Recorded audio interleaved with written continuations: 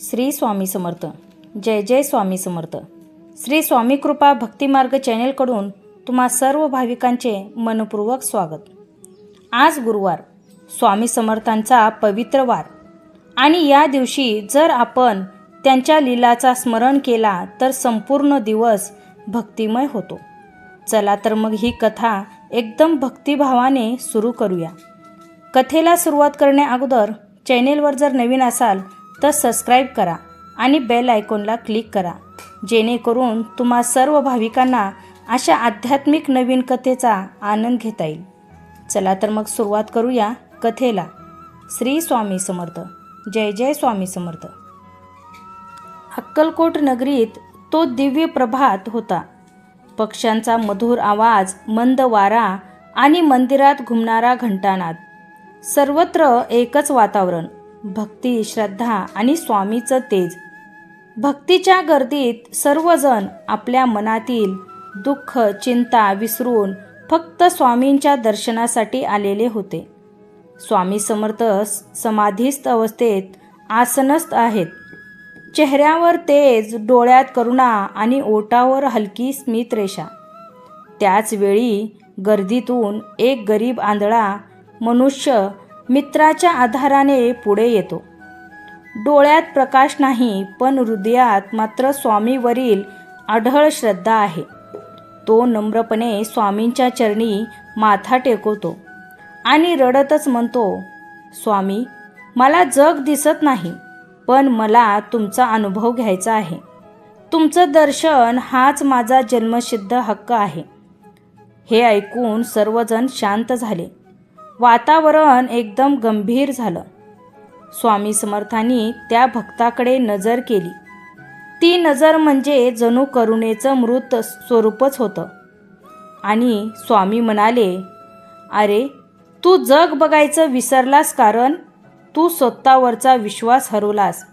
श्रद्धेचे डोळे उघड आणि मग हा जगाचा अंधार आपोआप निघून जाईल.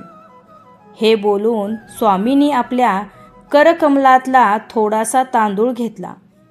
तो त्या भक्ताच्या डोळ्यावर ठेवला आणि म्हणाले, जा, तुझं सर्व काम झालं आहे. त्या भक्ताने स्वामींच्या चरणी नमस्कार केला आणि परत निघाला. रस्त्यात चालत असताना त्याला जाणवलं, डोळ्यावरचा अंधार हलका होत चालला आहे. थोड्याच वेळात त्याचे डोळे उघडले. त्याने पहिल्यांदाच प्रकाश पाहिला. सूर्यमुखी तेज दिसलं आणि डोळ्यातून आनंदाश्रू वाहू लागले. तो पुन्हा अक्कलकोटला धावत आला. स्वामींच्या चरणी लोटांगण घातलं आणि रडत म्हणाला, स्वामी, तुम्ही मला प्रकाश दिलात, माझं आयुष्य दिलंत. स्वामी समर्थ फक्त हसले आणि म्हणाले, हे माझं नाही, तुझ्या श्रद्धेचं सामर्थ्य आहे. जिथे अढळ विश्वास असतो तिथे चमत्कार घडतोच. त्या दिवसानंतर त्या भक्तानं आयुष्यभर स्वामीचंच नामस्मरण केलं आणि आजही अक्कलकोट नगरीत त्या घटनेची आठवण झाली की लोक म्हणतात, श्री स्वामी समर्थ. जय जय स्वामी समर्थ. आपण सर्वांनी आज स्वामी समर्थांची ही अद्भुत कृपेची कथा ऐकली. ही कथा आपल्याला सांगते, श्रद्धा असेल, नामस्मरण असेल तर आयुष्यात काहीही अशक्य नाही.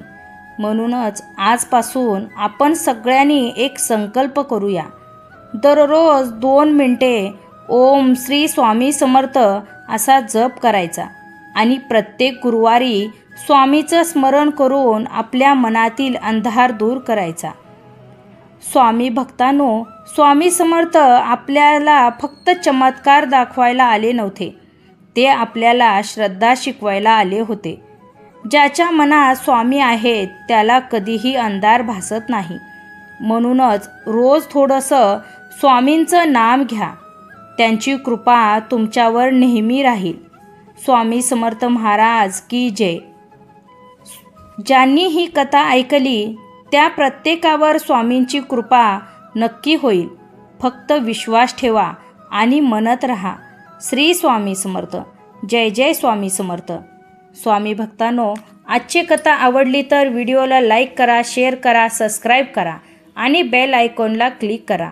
कमेंटमध्ये तुमचा अनुभव लिहायला विसरू नका. चला तर मग परत भेटूया अशा आध्यात्मिक नवीन कथेसोबत. तोपर्यंत श्री स्वामी समर्थ. जय जय स्वामी समर्थ.